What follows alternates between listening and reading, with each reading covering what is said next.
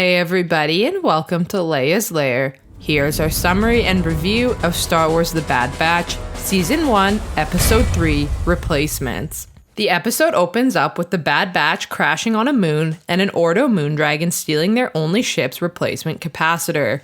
The Batch must try and get it, and Omega wants to help in any way she can.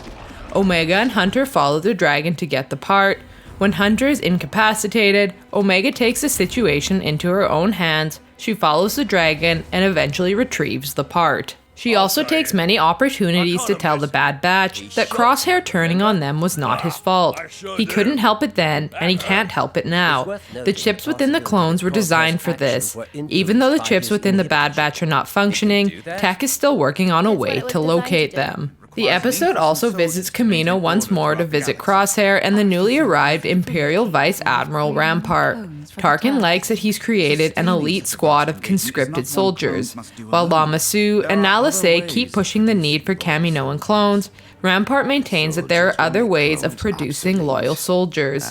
Lama Su and Nala Se are unhappy, and it is pointed out again that the genetic material of Jango Fett is degrading. Lama Su says, then it is time to begin the next phase. To put the new squad to the test, they are sent to Onderon to deal with Saw Gerrera. They prove to be very formidable, and a group of Saw's people are easily captured. The people who are left are not soldiers, and one soldier, ES-01, refuses to be an executioner. Crosshair shoots down ES-01 and tosses off a "good soldiers follow orders." The rest of the squad do as they're told. The episode closes with Wrecker making Omega a bedroom on the ship, further solidifying her place as one of the team. Alright, so what we liked and didn't like. So it's nice to see that Omega is starting to become more of a member of the team versus just like this kid they're taking along with them. Yeah, we're actually starting to see more of her character shown in this episode and how she can contribute to the team, so that's kind of interesting. We also got to see a cool crash landing scene where they land on, based on the fact that it's an Ondo Moondragon. We can only assume that they're on Ondo Moon. Probably, yeah. I liked him. He was so cute. The way he just like comes and like steals their capacitor or whatever, and then just like scurries away into the darkness. I loved it. Yeah, it kind of gave it like a nice kind of like thriller horror vibe.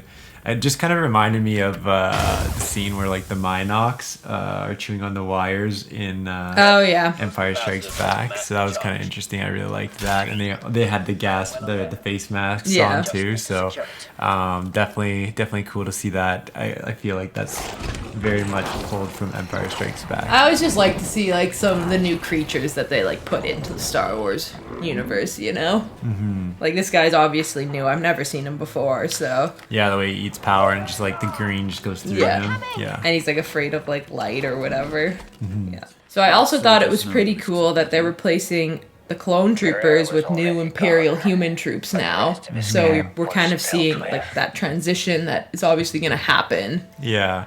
Because that's the thing is like we know that it happens. We know that the clone troopers go away, but I guess we don't see it. It's kind of cool to see how the transition is going over. You know, like they're just using, you know, Crosshair to be a leader. It's interesting though because they make it seem like they're doing it for like the money reasons behind it. Like it's so expensive to make clones. Let's get human troops. But I kind of think there's maybe a little bit more to it than they're making it out to be.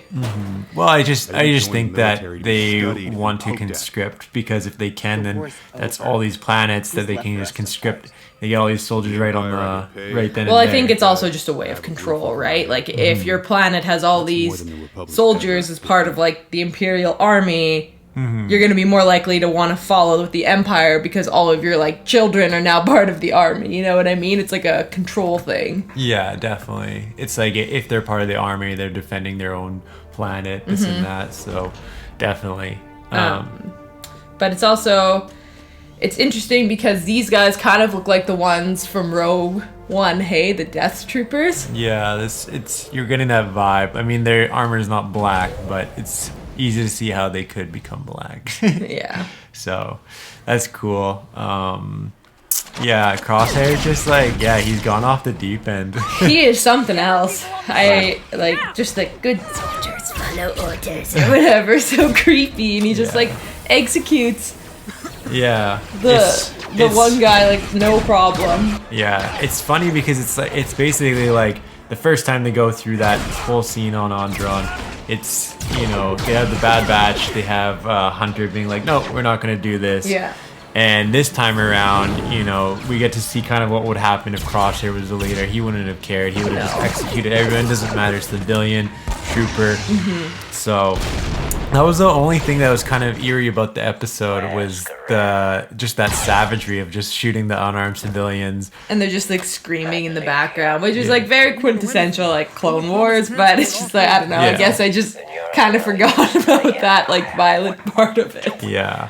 I mean, like, it's kind of off scene, so it's you don't see it, but it's still like eerie when you hear them like screaming. I don't know if I would be showing this to kids or anything like that.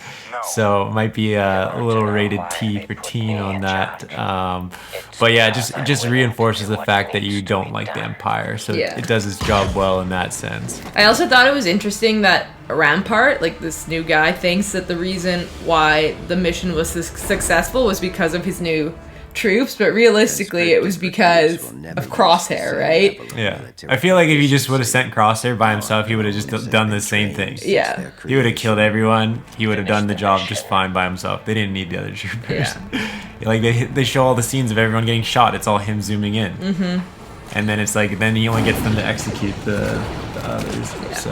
So in terms of a rating, I'm going to give this episode a 7 out of 10. I liked it a lot. There was a lot more action. You saw more to do with like what is happening with Crosshair, which was nice because we didn't really see him at all last episode. So you guys kind of wondering, whoa, what's going on with him?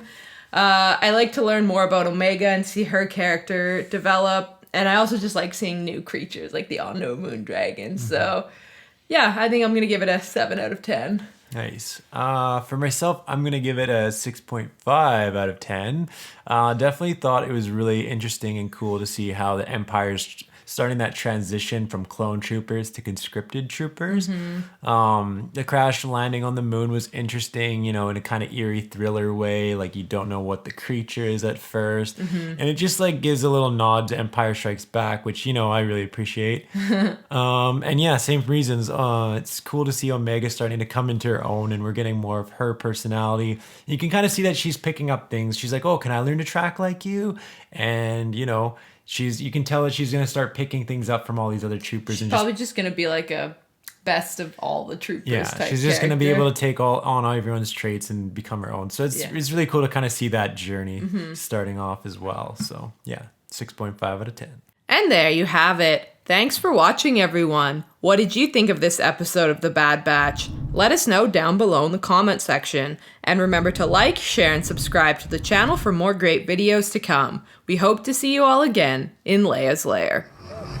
You are not a Jedi yet.